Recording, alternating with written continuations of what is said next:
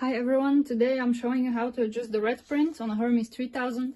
I have a Hermes 3000 with a cursive or a script typeface here, and I'll show you. I made a small type test with the red setting, and as you can see, the tops of my letters print in black, and I want the letters and the characters to print in all red. So I'm gonna show you how to do the adjustment for this. You can do an adjustment on the black position as well, on the black setting, and that's a different adjustment. Today I'm gonna show you the red position, but I will also show you how to fix any issues if you have it with black position. So this is a very unfortunately common, especially with script typeface. So yeah, let's go ahead. I have here a small schematic. It's from the Repair Bible, and as you can see, there's a couple of adjustments which you can make here on the ribbon bichrome system. There's also one on how to fix your black position. Today I'm gonna be doing this. I'm gonna show you how to adjust the red position. So let's start. First thing, of course, you want to set your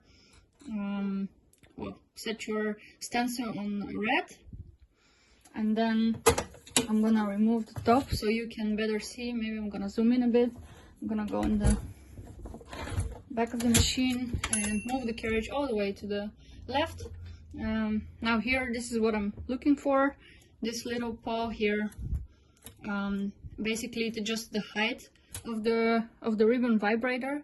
The ribbon vibrator is the small fork that holds your spool, holds your ribbon actually. So here's the little paw, and what you want to do is you want to reform eye. So the arm eye, you have to kind of, so in my case I had to kind of open it a little bit. So this lower arm, I used a screwdriver or just needle nose pliers to do that. You can also use a reforming tool. In my case, I just used some needle nose pliers. You can also use a screwdriver. I mean, don't recommend that, but what I did was I went in and slightly reformed this arm here.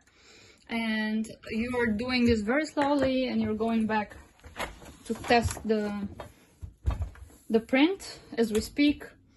So I'm gonna do a little test.